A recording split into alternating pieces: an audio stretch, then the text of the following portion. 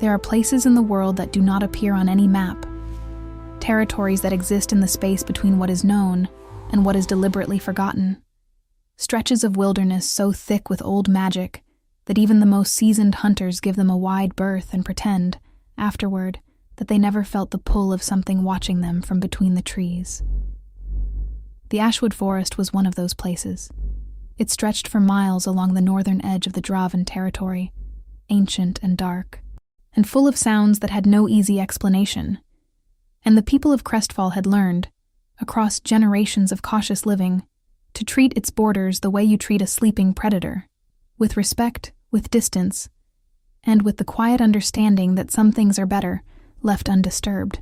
Lena had grown up on the edge of that forest, not inside it, not exactly, but close enough that the smell of pine resin and wet earth had become the background note of every memory she possessed. Close.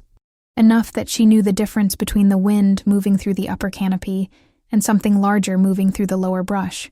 Close enough that the darkness beyond the tree line had never frightened her the way it frightened everyone else. Her mother had lived there before her, and her grandmother before that. A long line of Ashwood women who had chosen the margins over the comfort of the village. And Lena had inherited not only their small stone cottage and their carefully tended herb garden, but also their reputation, which was, depending on who you asked, either a source of quiet usefulness or a mark of profound shame. The Crestfall pack did not know what to do with Lena Ashwood, and their uncertainty had curdled over the years into something that looked and felt very much like contempt. She was 26 years old, and she had never shifted. That was the central fact of her existence as far as the pack was concerned, the defining characteristic that organized everything else about how they perceived her, the absence that made her, in their eyes, less than complete.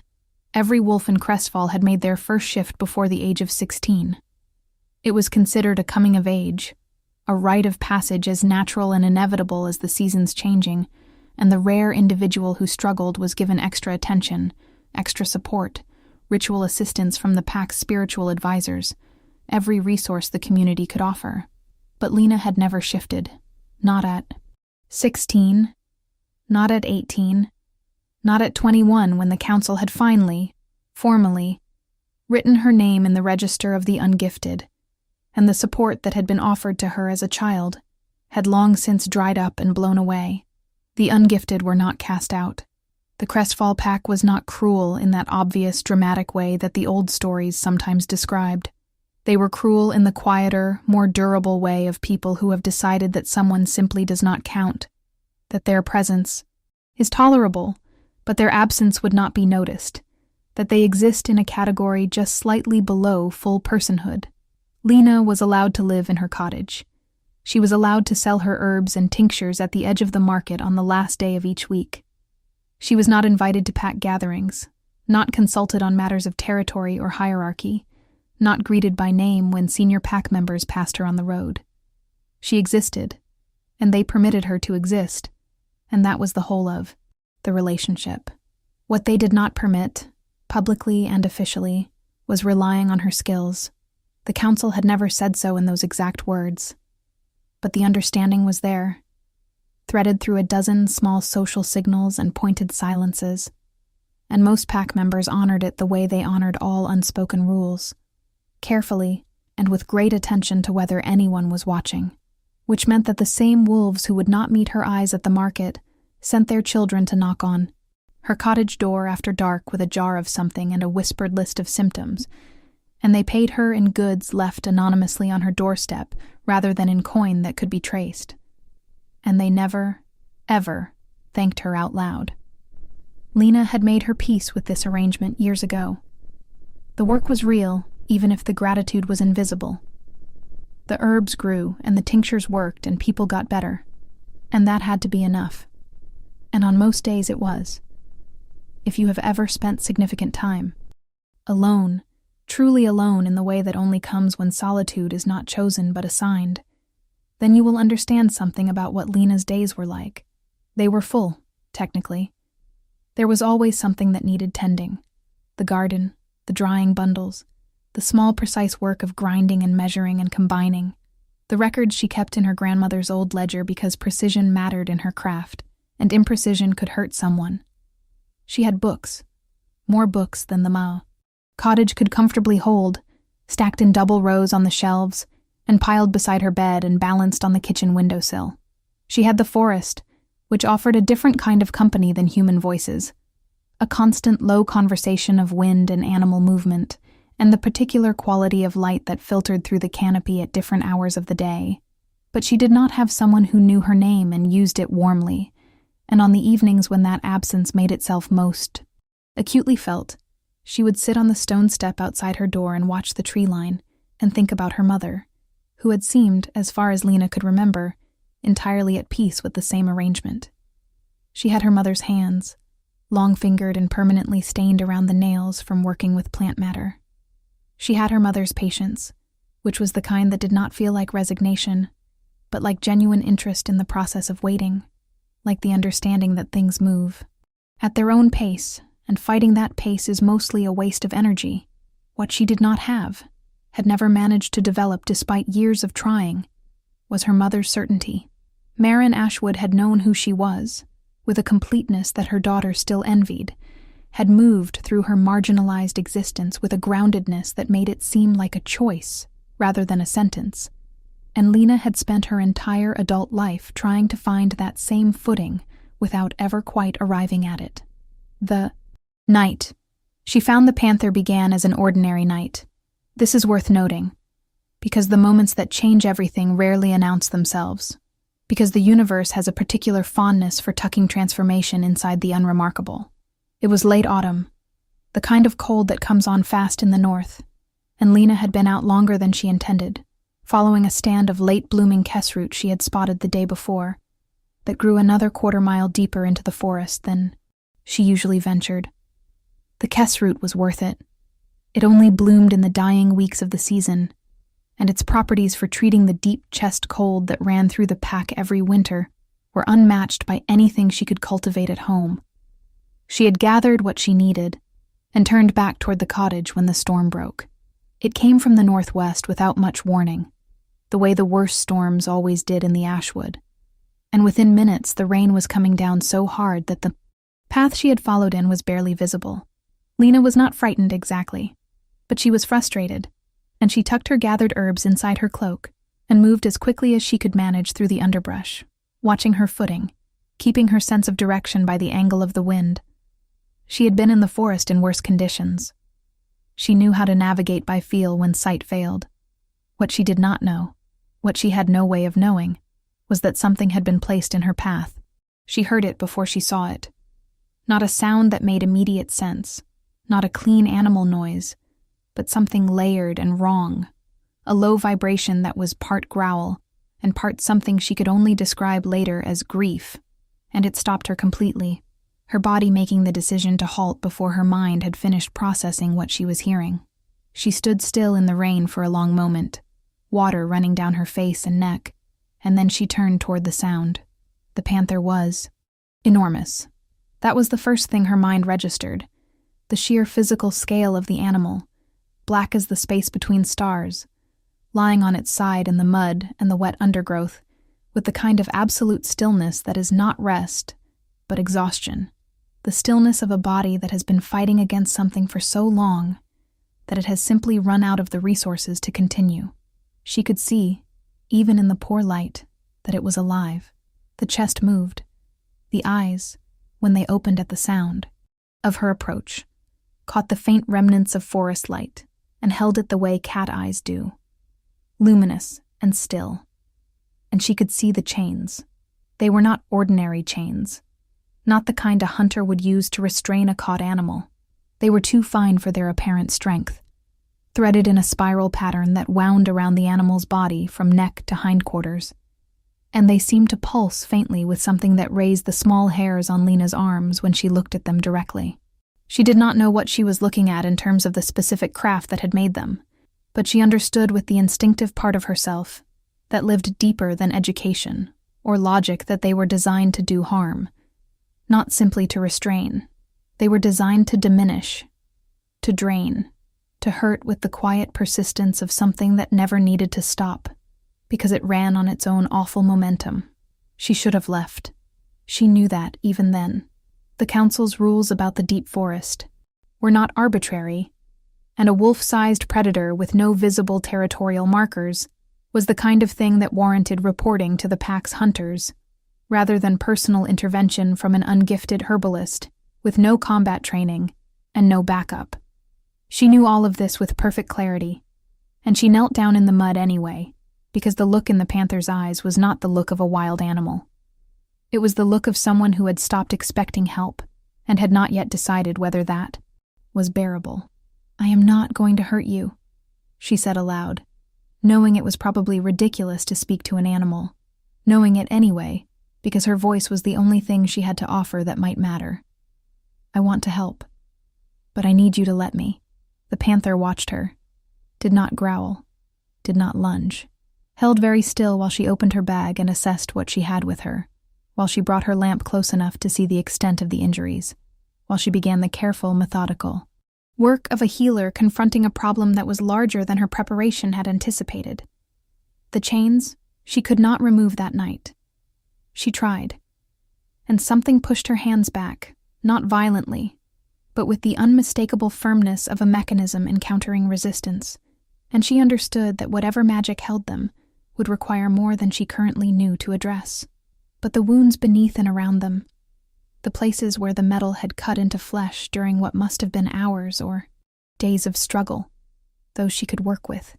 She cleaned and packed and wrapped what she could reach, working methodically despite the rain, despite the cold, despite the low sound the panther made occasionally that she felt more in her sternum than in her ears. She worked until she had done everything she could do in the field, and then she sat back on her heels in the mud and made the decision that would rearrange the entire structure of her life. "I can't carry you," she said, "but I can come. Back tomorrow. I'll bring more supplies and I'll try to figure out the chains." She paused, looking at the animal that was watching her with an attention that felt, unsettlingly, more like comprehension than instinct. "I'm going to come back. I need you to believe that, and still be here." She came back the next morning before first light, and every morning after that for 3 weeks. She told no one. This was not an uncalculated decision. She knew that bringing a panther to the pack's attention, a panther bearing magical restraints in the deep forest, would trigger a response she could not predict and could not control, and the thing she felt most clearly in those first days was that control mattered, that this situation required careful tending rather than loud intervention, and that loud intervention was exactly what the pack would provide. She told herself she would report it once she understood it better. She told herself she would report it once the animal was stable. She told, herself many things that were not exactly lies, but were not exactly the whole truth either, and somewhere underneath all of them was the knowledge that she had found something that needed her specifically, and she was not ready to hand that over. The Kess root she had gathered went into a preparation she adapted from a wound care formula in her grandmother's ledger, adjusting the concentrations for a body mass significantly larger than human. The chains were the central problem, and she spent hours in the evenings poring over the oldest of her inherited books, the ones her grandmother had kept wrapped in oilcloth in the back of the storage chest, the ones with handwriting so old it was barely legible, and diagrams that had no accompanying explanations. She found references to binding magic on the third night of searching, and what she found did not comfort her. Binding magic of the kind described required a practitioner of significant power and significant malice, required intent not just to restrain, but to systematically dismantle the bound creature's connection to its own nature. It was, the old text noted in the dry tone of someone documenting an atrocity, most commonly used on shifters. She read that sentence 3 times. Then she looked at the panther, which was watching her read from the other side of the cottage, because by the 5th day she had managed to support it well enough to make the walk from the deep forest to her home, a slow and halting journey she had made, beside it rather than leading it, respecting the dignity of the process, even when it would have been faster to simply direct. It had come with her. She had not been sure it would, and the fact that it did had settled something in her chest that she had not realized was unsettled. A shifter in their animal form held in that form by binding magic, was in a condition she could only describe as imprisonment. The animal shape was real, but it was also a cage, and the chains that wound around that shape were a second cage inside the first, and whatever person existed beneath all of that was cut off from every resource that person would normally have access to. The binding worked by interrupting the fundamental resonance between the shifter's human consciousness and their animal nature, creating a kind of static that made the shift impossible, not because the body was incapable, but because the mind could not find the pathway anymore. It was, she understood with a cold clarity as she read, designed to be maddening as much as it was designed to be permanent. She started reading aloud to him that night.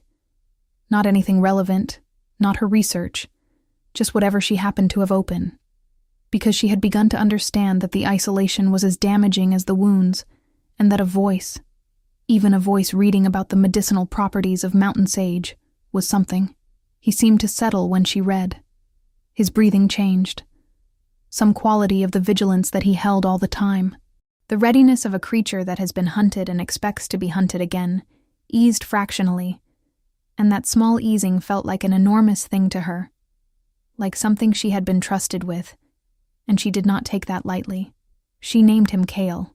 She did not know why that name specifically, only that it came to her one evening, and seemed, when she tried it aloud, to fit the quality of his presence in a way she could not articulate. He did not react to it the first time she used it. The second time, the golden eyes tracked to her face with an attention that made her hold very still. By the end of the second week, he would lift his head when she said his name, which she told herself meant nothing, and which she knew, in the honest part of herself, meant something she was not yet ready to look at directly. The chains came off in pieces. This was not the dramatic single moment of liberation that the old stories preferred. It was slow and careful and sometimes painful, each section requiring a different approach, because whoever had made them had built redundancies into the design, layers of intention that had to be addressed separately. Lena worked with her grandmother's texts and with her own developing understanding of how binding magic used the body's own energy against itself. And she learned as she worked, and the learning was slow, and sometimes she made mistakes that caused the Panther pain before she caught herself and adjusted. And every time that happened, she apologized. And every time she apologized, he watched her with the same unreadable attention that she had come to think of as a kind of patience.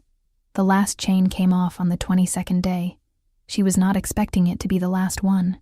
She had been working on what she thought was a mid-layer binding, something in the middle of the sequence she had mapped out over the previous 3 weeks. And then the thread she had been addressing simply dissolved, and she felt, more than heard, a sound, like something vast and pressurized suddenly equalizing. And the Panther made a sound that she had never heard from him before, something raw and animal and enormous, and then he was very still. She sat back and waited. She was good at waiting. For a long moment nothing changed, and then the black fur began to shift. She had seen wolves shift before. She had watched pack members move between forms at territory ceremonies, had observed the process clinically from a distance with the particular, bittersweet attention of someone who knows they will never experience what they are watching. She knew what shifting looked like. She was not prepared for what it looked like in this specific body, in this specific moment, after this specific deprivation, because the shift that happened in front of her was not the smooth, trained movement of a pack wolf in a comfortable ceremony. It was the shift of someone returning from somewhere very far away, the desperate, searching quality of a person, recovering a thing they had been told they would never recover. And the sound of it, and the look of it, made her eyes fill despite herself, despite every practical instinct she had about keeping clear boundaries and maintaining professional remove. The man who replaced the Panther on the floor of her cottage was large, dark-haired, and unconscious. He had the chain's marks on his body like a map of where he had been, and he was bleeding from several places where the last binding's dissolution had reopened wounds she had treated in their older form, and for a long moment, she simply stared at him, because her mind was doing the work of catching up to what her instincts had suspected for some time, and what she had been deliberately not looking at directly. She had been caring for a person who had been unable to tell her, unable to do anything except accept what she offered and endure what he could not prevent, and wait with a patience she now understood was not the natural equanimity of an animal, but the chosen discipline of someone who had decided that enduring was the only option available. She pulled her healer's mind into place over everything else and got to work. He was unconscious for 2 days. This was not unusual after prolonged magical binding, her texts told her, because the mind needed time to relearn the pathways that had been disrupted, to restore connections that had been systematically interrupted, and forcing consciousness before that process. Completed could cause damage that was harder to repair than the original binding. She monitored him. She replaced his dressings. She kept the fire built up because the temperature had dropped further outside, and the cottage was drafty in the upper corner near the window she had never managed to properly reseal. She read aloud, as she had before, mostly to herself, but also to whatever part of him was listening, because the habit had established itself over 3 weeks, and abandoning it felt wrong. In a way she could not justify, but did not try to argue away. She was reading about the properties of winter foxglove, a dry technical passage from her grandmother's ledger, when he woke up. She knew he was awake before she looked up. Some change in the quality of the room, the particular shift from the presence of an unconscious body to the presence of a conscious person, and she finished the sentence she was on before she raised her eyes, because she needed one more moment of the world as it had been before it became whatever it was about to be. He was watching her. The golden eyes were the same. Everything else was different, was human and present, and complicated in ways the Panther's face had not been capable of, and the look in those eyes was something she could not immediately categorize, something that sat between gratitude and assessment, and a third thing she was not going to name yet. "You removed the binding," he said. His voice was rougher than she expected, abraded by disuse, but the tone beneath the roughness was measured, controlled, the voice of someone accustomed to keeping their internal state off their face. "Yes," she said. "How long?" 22 days since I found you. 2 days since the last chain came off." Something moved through his expression that she only caught the edge of, something that was too large and too complicated to sustain, and that he put away quickly. "You treated my wounds throughout." "I did. And you brought me to your home." "The forest wasn't safe for the kind of care you needed." She paused. "I know who you are," she said, because she had worked it out, had found the references in the oldest of her books, the ones that talked about the Draven line and the King of Shadows and the pact that had been made 6 years ago that no one spoke of openly in Crestfall. Or I know what the stories say. I don't know if any of it's true. "Which stories?" "The ones that say you're dead." The silence that followed was the kind that has weight, the kind you can feel against your skin. He looked at her for a long moment, and she did not look away, because she had spent 22 days in close company with this person, in the only form he had available to him, and she had made her assessment of his character through actions and patience and the quality of his stillness, and she was not afraid of him, even though the rational part of her understood that she probably should be. "Those stories," he said finally, "were written by the people who tried to make me dead. Please, if this story is already pulling you in, take a moment and hit that like button and leave a comment telling me what you thought of Lena's choice to stay that first night in the rain, because that decision is the axis everything else turns on. And I want to know if you felt the weight of it, the way I did writing it." His name was Kale Draven, and he was 32 years old, and he had been bound in his animal form for 6 years, 3 months, and 11 days. He knew the count precisely because he had maintained it deliberately, had kept that thread of specific rational knowledge alive in the back of his mind through everything that had happened to him, because losing track of time had felt, at some level he could not entirely articulate, like the final capitulation, the last thing he would surrender before there was nothing left to surrender. He told her this over the course of several days, not in a single confession, but in the incremental way that trust works when it has been built carefully from nothing, piece by piece, each offering received without alarm, and therefore making space for the next. He had not expected to trust anyone quickly again. He had not expected, if he was being precise about it, to have the option of trusting anyone at all.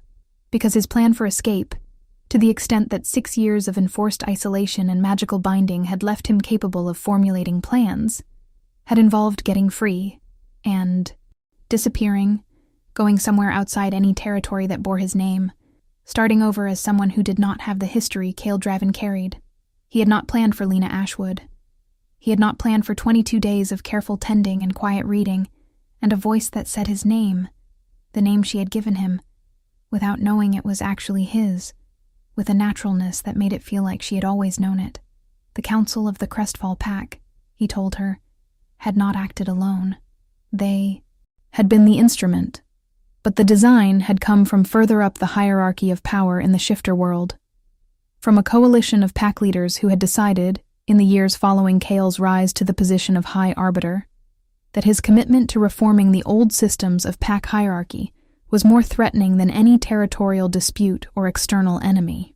The High Arbiter was technically a position of mediation, the figure who adjudicated conflicts between packs and maintained the ancient codes that governed shifter society. But Kale had interpreted the role expansively, as he did most things, and had spent the first 3 years of his tenure systematically documenting and challenging the practices that kept Omegas and ungifted wolves at the bottom of every pack's social structure. He had not been doing this out of pure abstract principle, though the principle was real enough. He had grown up in the Draven line's extended network, had seen what the hierarchy did to people at its lower edges, had watched intelligent and capable and deeply dignified individuals ground down by the casual cruelty of a system that had decided their value was conditional. He had felt, in his own way, the weight of expectation that the hierarchy imposed from the other direction, the suffocating pressure of being at the top of a structure that required constant performance of dominance and certainty. He had wanted something different. He had been naive enough, perhaps, to think that wanting something different and having the authority to pursue it would be sufficient. The coalition had been patient.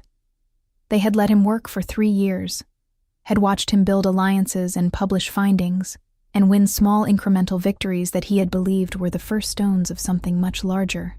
They had been waiting for the right moment, and the right moment had come during the territorial summit of the Northern Packs, when Kale had been isolated from his support network and surrounded by wolves who had agreed, in private negotiations he had not been privy to, that the King of Shadows needed to disappear.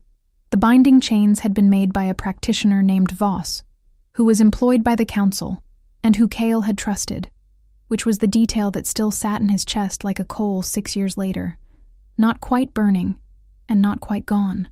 Lena listened to all of this with the attention she gave to everything, the quality of focus that did not rush toward conclusions, but let information settle and arrange itself at its own pace. She asked questions when she needed clarification.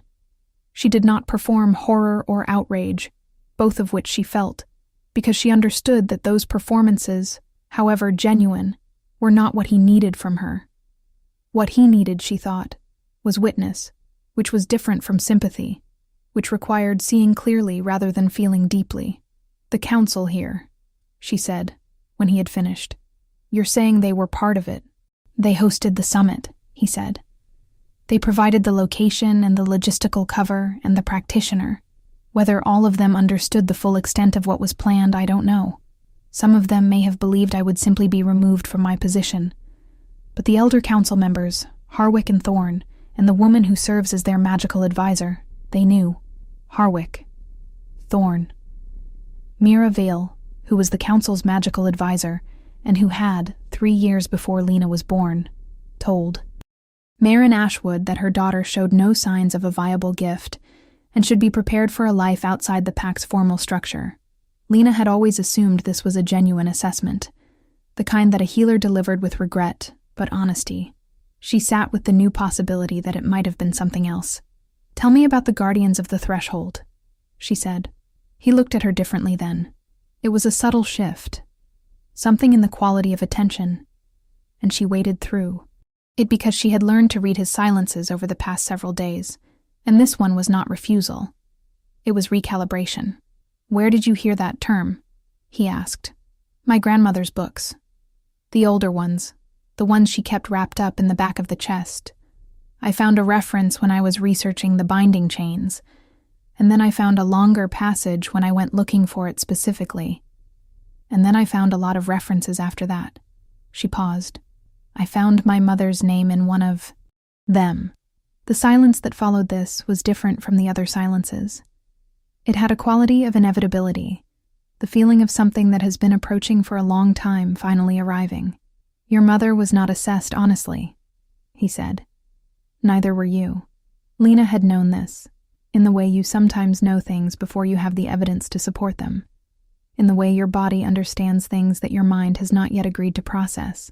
But hearing it stated plainly by someone who had no reason to soften it, and no incentive to lie still, did something to her, moved through the center of her like water through sand. And she sat with it for a moment before she spoke. "Tell me what I am," she said. The guardians of the threshold were not common knowledge. This was by design.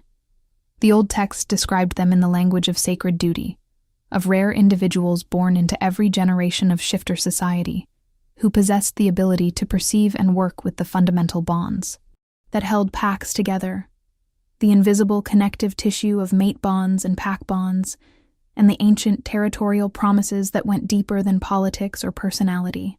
They could strengthen bonds that were fraying, could repair bonds that had been damaged by trauma or betrayal, could dissolve bonds that had been formed through coercion rather than choice. They could, under specific and carefully circumscribed conditions, rewrite the old codes.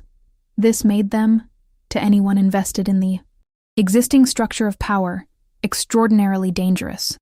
The Council's magical advisor, Mira Vale, had identified the potential in Lena Ashwood when Lena was 11 years old, had identified it and reported it to the Elder Council, and the Elder Council had made a decision. They had not harmed her.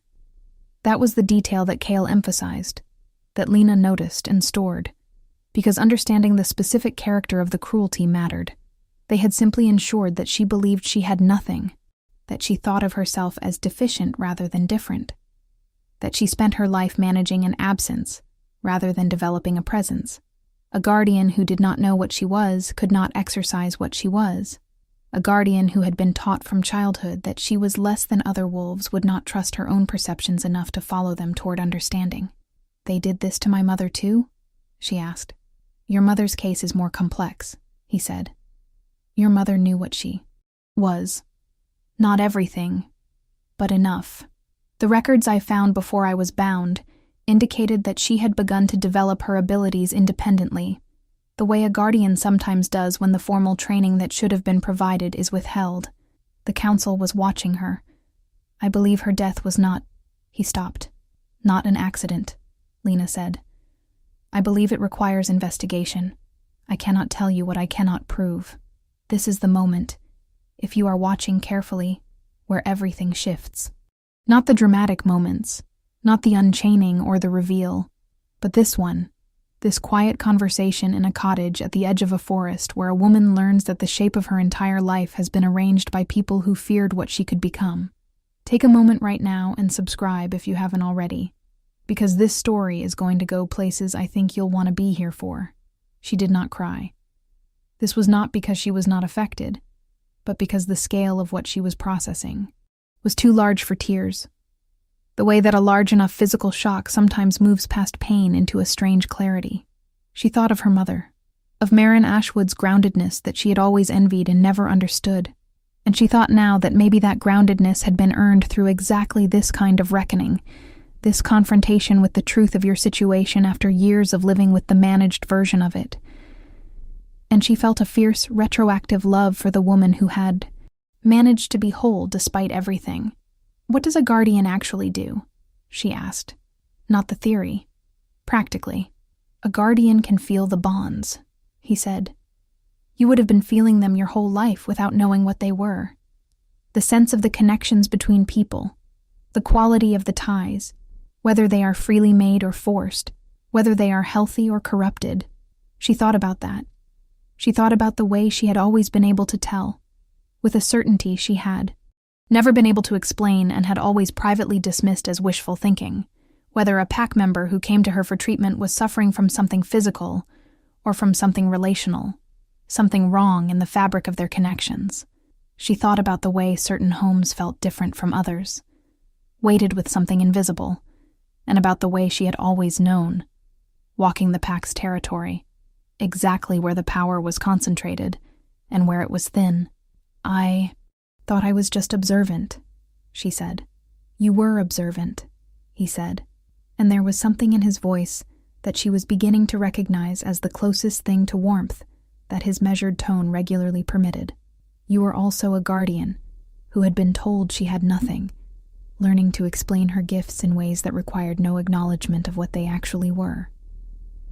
They worked together in the days that followed, and the texture of that work was different from anything Lena had experienced, not because it was without difficulty, but because for the first time in her memory, she was doing something that used all of her, that did not require her to operate at partial capacity, while pretending the rest did not exist. Kyle knew the theory of guardian abilities from his years of research before his binding, knew them better than she did since she had only her grandmother's partial texts to work from, and she knew the practical reality of her own perceptions better than any text could describe. The combination was productive in the way that things are productive when two genuinely different kinds of knowledge find their proper relationship. She could feel the binding that had been placed on him, she discovered. Not the chains themselves, which were gone, but the residue of them, the places where his connection to his own nature had been artificially interrupted for so long that the pathways had not fully reinstated themselves. This was, she understood, why his shift was still not fully reliable, why he sometimes reached for it and found a slight hesitation where there should be only fluid response. She worked on this slowly and with great care, not imposing her own understanding of what the connection should feel like, but following the original pattern of it that still existed in the deeper layers, helping it rediscover itself, rather than reconstructing it from outside. The first time he shifted cleanly, with the ease and totality that a shifter's natural form should allow. He stayed in the Panther form for a long time without returning, and she understood that he was not hiding from her, but processing something private, and she let him have it, going about her work in the cottage with her back respectfully turned until he chose to return. It was during this period, in the quiet work of healing and learning, and the kind of gradual mutual revelation that happens when two people spend long, unscheduled hours in honest proximity, that other things also shifted. Lena had spent so long being someone who was not fully seen, not valued, not worth the full attention of the people around her, that she had adapted her expectations downward until they fit the space she was allowed. She had not been consciously unhappy. She had found ways to be genuinely content within the limits of her life. But contentment within limits is not the same as flourishing, and she was beginning to understand the difference in the quality of the attention Kale Draven paid her. Not the attention of someone tolerating her presence, but the attention of someone who was genuinely interested, genuinely present, genuinely finding her sufficient, and then more than sufficient, and then something he was being careful not to name too quickly, because he too had adapted, in his years of isolation, his expectations of what was available to him. She noticed when he started watching the door when she left, the quality of alertness that settled in him when she was out of the cottage, the way it resolved when she returned.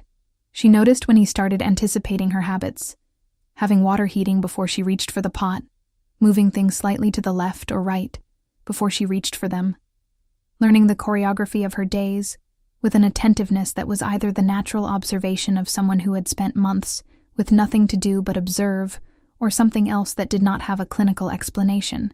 She was not ready to say it. He was not saying it. Yet either, holding it carefully, the way you hold something you are not sure won't break if you name it too directly. But it was there, and they both knew it was there. And the knowledge of it was something they moved around each other with a carefulness that was its own kind of intimacy. And then, on a Thursday morning in late autumn, when the frost was heavy on the cottage windows and Lena was starting her second pot of tea, someone knocked on the door. She knew before she opened it that this was the end of the quiet time. She knew it the way a guardian knows things, in the resonance of the connection between what was happening and what was about to happen. And she took one breath and opened the door. It was a girl, perhaps 14, with a face Lena recognized as Seren Thorne, the granddaughter of Elder Thorne, and with a desperation in her expression that overrode all the careful social training that should have kept her from appearing on Lena Ashwood's step in broad daylight. Her little brother, she said, was sick, very sick, with something that the pack's official healers had not been able to identify, and she had tried to go to her grandfather, but her grandfather had told her the boy needed rest, and she had tried to go to Miraviel, but Miraviel had looked at the boy and said nothing useful, and she had come here because her mother had come here once 3 years ago when she was sick, and Lena had helped, and she had remembered. Lena looked at the girl for a moment. Then she looked back at Kale, who had moved silently to a position just behind and to the side of her, not threatening but present, and who met her eyes with an expression that said, clearly, that whatever she decided he would support. "Tell me about his symptoms," she said, and stepped back to let Seren inside. The boy, whose name was Finn and who was 8 years old, was suffering from something Lena had never seen documented in her grandmother's texts, something that operated on the bond level rather than the physical one, something that a guardian could perceive and a conventional healer could not. She could feel it when she sat beside his bed, the particular wrongness of it, the way his pack bond to his family felt artificially thin, stretched, like something had reached in and started pulling threads. He was not physically ill. He was being systematically disconnected, and the disconnection was showing up in his body, because the body does not know how to sustain itself without the relational bonds that are as fundamental to a shifter's biology as food and sleep.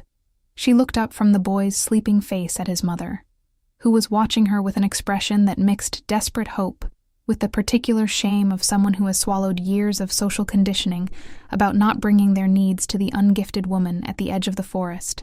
She looked at Seren, who was watching her with the pure, uncomplicated need of a child who loves her brother. "This is going to take a few hours," she said, "and I'm going to need you both to stay and answer questions. And I'm going to need you not to report this visit to the Elder Council." The mother, whose name was Dara, went very still. "Why not?" "Because what is happening to your son," Lena said carefully, "was done deliberately, and the people who did it are on the council." The silence that followed this was the kind that happens when someone has suspected something terrible for long enough that the confirmation is almost a relief, and then is horrified by the relief, and then settles into the grim clarity that comes after the horror. Dara Thorne looked at her hands.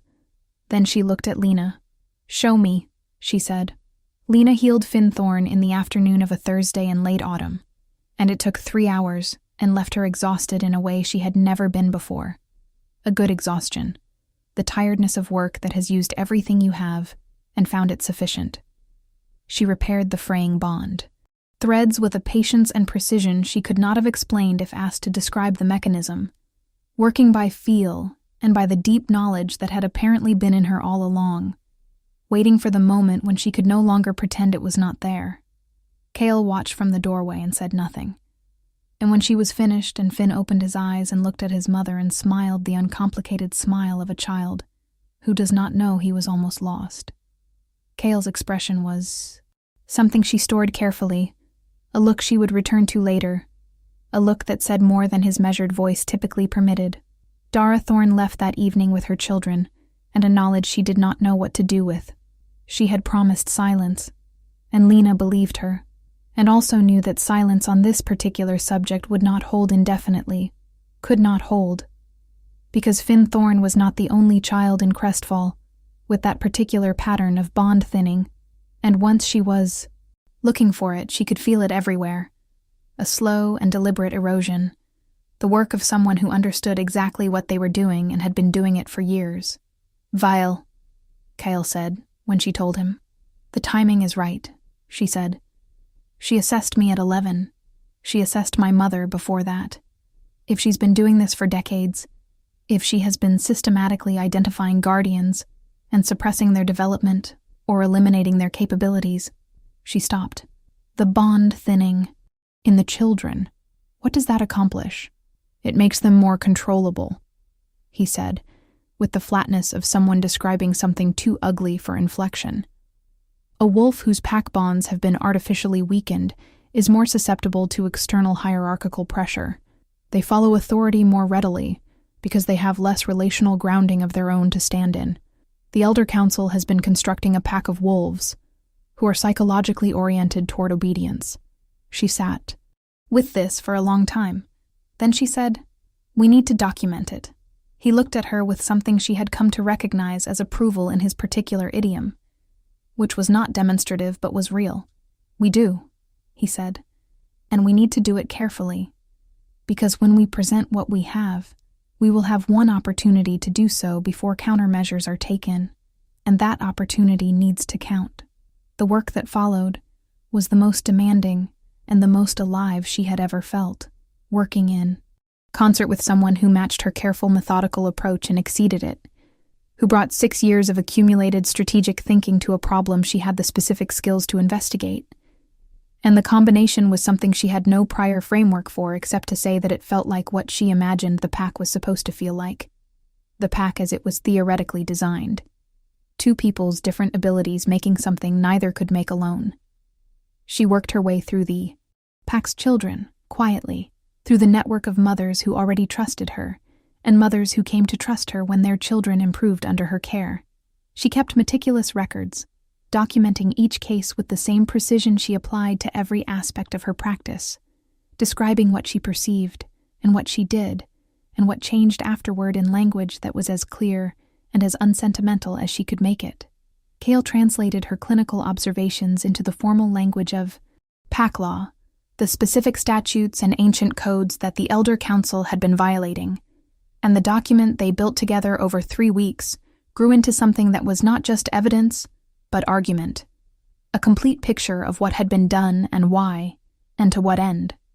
Seren Thorne came back twice more, once to check on her brother, and once with a question she had clearly been working up to, which was whether Lena could look at her too.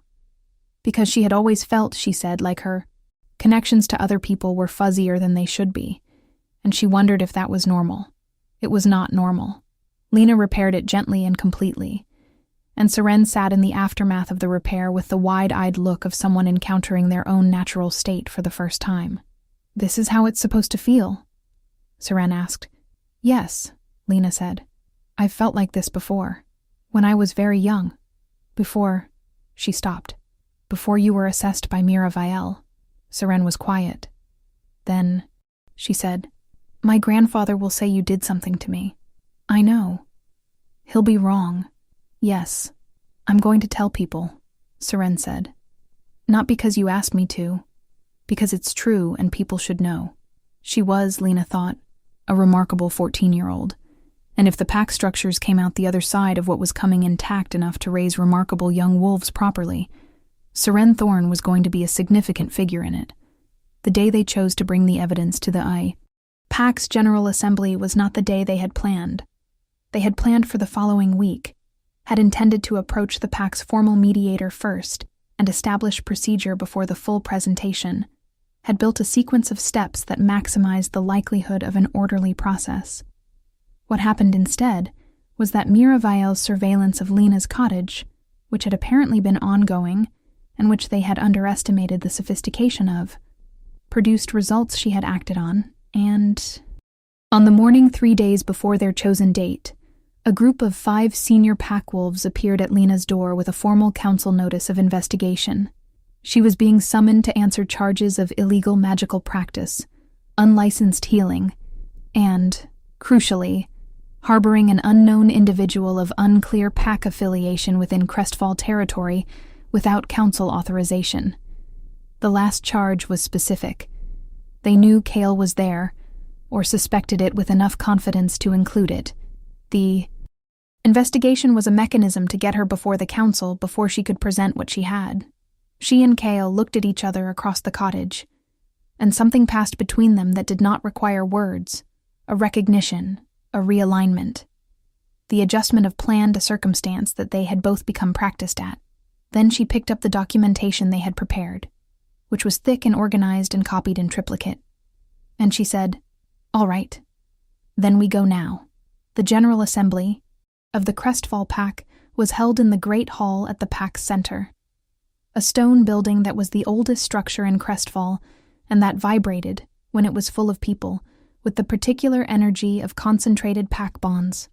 Lena had been inside it exactly once before, as a child, and the memory of how it had felt to be in that room as an ungifted wolf, surrounded by the evidence of a belonging you had been told you were excluded from, was not one she had revisited deliberately. She walked into it now with her evidence in her arms and Kale Draven at her side, and the way the room responded to his presence, the way the energy shifted, the collective recognition moving through the assembled wolves like a current, was something she felt in her bones. He had worn nothing that announced him. He had not needed to.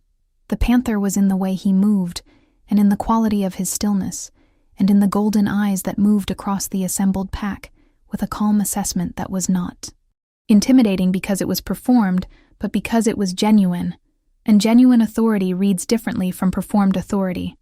Always, and everyone in that room understood what they were looking at even before anyone had said his name. Elder Harwick was the first to speak, which was his right as the senior council member. He was a large man, silver-haired, with the particular manner of someone who has held unquestioned authority for long enough that challenge had become unimaginable. He looked at Kale with an expression that moved through recognition and into fear, before settling, with visible effort, on disdain. "This individual is not recognized by this council," he said. "This individual," Lena said, before Kale could respond, because she had decided on the way here that she wanted to establish, from the beginning, that she was not auxiliary to this proceeding, "is Kale Draven, the High Arbiter of the Northern Packs, who was illegally imprisoned by this council 6 years. Ago through the use of binding magic that violated 17 specific statutes of the ancient codes. I have documentation." She placed the first section of the document on the table in front of the council. It made a satisfying sound. "I have documentation," she continued, placing the second section, "of a systematic and deliberate pattern of bond interference, affecting 43 children in this pack over the course of the past decade, conducted by this council's magical advisor using techniques that are explicitly prohibited under the same ancient codes." Third section. "And I have documentation," she said, placing the final section, "of my own case and my mother's case, showing a pattern of deliberate suppression and misidentification of guardian abilities spanning more than 30 years, conducted with the knowledge and authorization of this council's senior members." The room was completely silent. The quality of that silence was not the silence of a room that did not believe what it was hearing.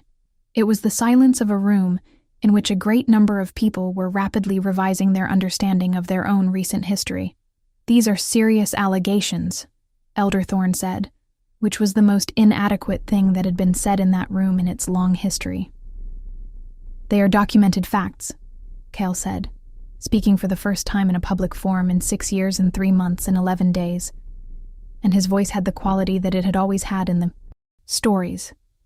The voice of someone who means precisely what he says, and says precisely what he means, no more and no less. "The documentation was prepared under my supervision and attested by individuals within this pack who will speak to their own experiences. The council may review the evidence and respond, or the council may attempt to suppress the evidence, and I would encourage you to consider very carefully which of those responses will serve this pack in the long term." He paused, looking at Harwick with the particular patience of someone who has had 6 years to think about this moment. "The last time I represented a threat to your authority," he said, "you chose to eliminate me rather than engage with the question I was raising. I understand the logic.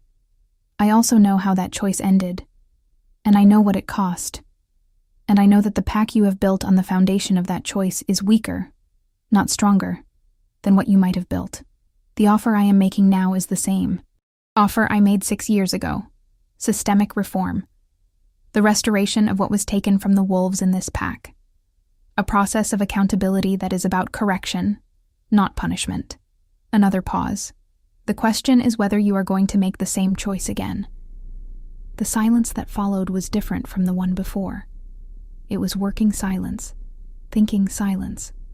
The silence of a room full of people who are no longer passively receiving information, but actively deciding something. Mira Vielle, was the one who moved. She was at the side of the room, not at the council table. And she moved quickly and with precision, which was how Lena registered that she was genuinely dangerous, and that the past weeks of relative peace had allowed her to underestimate the timeline. The working of power Vielle was reaching for was something Lena felt before she could see it, a gathering of intention that pressed against her guardian perception like pressure before a storm. And she moved, also quickly. And, without thinking about it, she put herself between Vielle's working and the room. What happened next was not something she could have described precisely, not because it was beyond description, but because she did not have language for it yet, had not had the training that would have given her the vocabulary. What she did was something a guardian does, a thing that is not blocking or attacking, but a kind of clarification, a bringing into focus of the existing bonds in the room that made veils, working visible to everyone present, rather than only to those who could perceive it directly, and the working was ugly when it was visible, was the kind of thing that, once seen, could not be unseen, and the room responded to it the way rooms respond to truths that have been hidden in plain sight for too long. Two of the wolves nearest to Vielle restrained her. They did it not because they had been instructed to, but because they had seen what she was reaching for, and they had decided, in the instant of that seeing, that they were not willing to be part of it. This was, Lena would think later, the moment the balance tipped. Not the documents and not Kyle's presence, but this. The moment when ordinary pack members made an ordinary moral decision. And the cumulative weight of those decisions was more than any single dramatic action could have achieved. If you've been following this story, I want you to drop a comment right now, telling me which moment hit you hardest. Because we are almost at the end, but there are still things that need to be said. And I want to hear from you before we get there. Harwick and Thorne resigned from the council before the end of the day. This was not heroic, and it was not a complete resolution, but it was, in its way, significant, because it was their acknowledgement that the ground had shifted and that they could not hold their positions through the evidence they now faced. There was a process after that, a formal and extended process that took months, and that Lena will tell you was sometimes tedious and sometimes heartbreaking and sometimes genuinely hopeful, a process of examination and testimony, and the slow rebuilding of structures that had been corrupted at their foundation. Kale led that process with the same measured authority he brought to everything, and Lena participated in it in a role that had no prior name in the pack's formal structure, which meant they had to create one, which felt, to her, like a beginning, rather than an endpoint. Vielle's case was more complicated. The pack's internal processes were not fully equipped to adjudicate someone whose crimes had operated at the level of fundamental bond manipulation, and Kale called in adjudicators from two other packs to constitute a proper tribunal. The evidence was thorough, and the testimony was extensive, and the verdict took 3 weeks to reach. And what it said was not vindication exactly, but something closer to the beginning of understanding. The acknowledgement that what had been done was wrong, and that the wrongness required active remediation, rather than simple punishment. The children who had been affected were treated one by one, Lena working through the list with the same patient, methodical approach she applied to everything. And the effect of the treatment was consistently remarkable, not just in the children themselves, but in the quality of their families' lives, the families' relationships with each other, the gradual reweaving of the relational fabric that had been systematically frayed. She kept records of all of it. She was always going to keep records. Her mother's death was investigated, formally, by the tribunal before it disbanded. And what the investigation found was not definitive proof of murder, but strong evidence of negligence that rose to the level of criminal indifference, a failure to provide care that Mira Vielle had been positioned to provide and had chosen not to. And Lena sat with that finding for a long time in the private space of her own feelings, before she brought it to the place in herself where her mother's memory lived. She did not tell her mother's memory what had happened. She told it that the account was not complete, and was perhaps not completable. She told it that she was working on it. She told it that she was, finally, working on all of it, and that seemed in some quality of the internal space where these conversations happened, like enough. She and Kale did not immediately define what they were to each other. This was also a process, and the process was its own kind of pleasure, unhurried and attentive. Two people who had learned to be careful with things that mattered finding their way toward something they were both fairly sure was going to matter very much. He told her one evening, when they were sitting outside the cottage watching the frost develop on the garden and the forest stand dark and enormous against the pale sky, that he had thought about the name she had given him, the name that was actually his name, and about what it had meant to hear it used without the weight of his history in it, and about how that had been, in the middle of everything that was worst, one of the things that helped. She did not say the 3 words that night. She said them 6 weeks later, at no particularly significant moment, in the middle of a conversation about something else. The way the true things sometimes arrive, not at the dramatic moments prepared for them, but at the ordinary ones when the guard is down, and the thing that is true simply becomes easier to say than to keep carrying unexpressed. He said them back without hesitation, and his face when he said them was something she had no name for, but intended to see for a very long time. 1 year later, the Crestfall pack was different in ways that were measurable, and in ways that were not. The formal structures had changed. The council reformed and expanded to include representation from Omega and ungifted wolves for the first time in the pack's recorded history. The ancient codes reviewed and rewritten in several places where they had been used to justify practices that the codes had never actually been intended to sanction. There was a dispute process now for contested assessments of wolf abilities, an appeals mechanism that had not existed before, and in the first year of its operation, it overturned 11 previous determinations that had been based on suppression rather than honest. Evaluation. 11 wolves who had been told they had nothing discovered what they had actually been given. The work was not finished. Lena would tell anyone who asked that the work was not finished, that reform of this kind does not have a completion date, that the question is not when it is done, but whether you are continuing. She would tell them this clearly and without apology, because she had learned, in the year of doing this work, that clarity without apology was its own form of care, the form that respected the people you were speaking to enough to not soften the things they needed to hear. Kyle had formally resumed the position of High Arbiter, though the position itself was in the process of being redefined and expanded in response to everything the past year had revealed about the gaps in the existing structures. He traveled more than he had before, which was the nature of the role, and when he came back to the cottage at the edge of the Ashwood forest, he came back the way he came back to everything, with the full attention of someone who understands what matters and does not take the presence of it for granted. Seren Thorne was 17 now, and she had been sitting in on the council's reform sessions for 2 years, observing with the careful attention of someone who intends to do this work properly when it is her turn. And the former Elder Thorne had been observed once, by a reliable witness, watching his granddaughter speak at a public forum with an expression that was not the expression of someone who was ashamed. Finn Thorne was 10 years old and healthy, and had recently developed the ability to shift into a small gray wolf, a milestone his mother had written to Lena to describe in detail, because Dara Thorne had become someone who wrote to Lena, who used her name, who said thank you out loud. There were still wolves in Crestfall who did not fully accept the changes.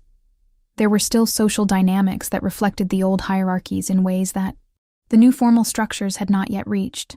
Change in the texture of daily life is slower than change in written codes, always, and Lena did not pretend otherwise. But she could feel the direction of it in the bonds of the pack, in the slow strengthening that was happening at the level where she perceived things most clearly. And the direction was toward health, toward the thing that pack bonds are supposed to be, the genuine chosen connection of individuals who see each other clearly and hold each other well.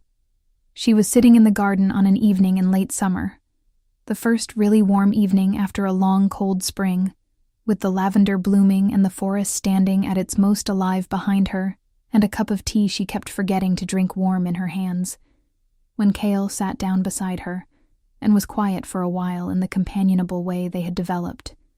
The silence that was not empty, but was full of a mutual presence, and she thought about all the evenings she had sat on this step alone and watched the tree line and felt the size of the solitude.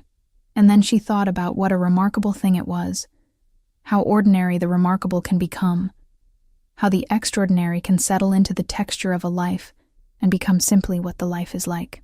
"What are you thinking about?" he asked. "That I used to sit here alone," she said, "and what that was like. And what this is like. The difference." He was quiet for a moment. Then he said, "Better?" She leaned against him, which was its own answer, and the forest was dark and alive, and full of things that had no easy explanation. And the lavender was in full bloom, and the tea was still warm, and she thought that this was enough. She thought that this was, by any measure that mattered, more than enough. She thought that somewhere in the oldest part of the Ashwood forest, the magic that had no name and required no explanation was doing what it had always done, and the world was large and complicated and imperfect and full of work still to be done, and she was in it completely, finally, without apology, and that was everything. Thank you for being here for this story. If Lena and Kale's journey moved you, if the idea of someone discovering their true power after years of being told they had none resonated with you, please leave a comment below and tell me which moment you will carry with you, and share this story with someone who needs to hear it, and subscribe so you are here for the next one. Because there are more stories like this one, and the next one is already waiting.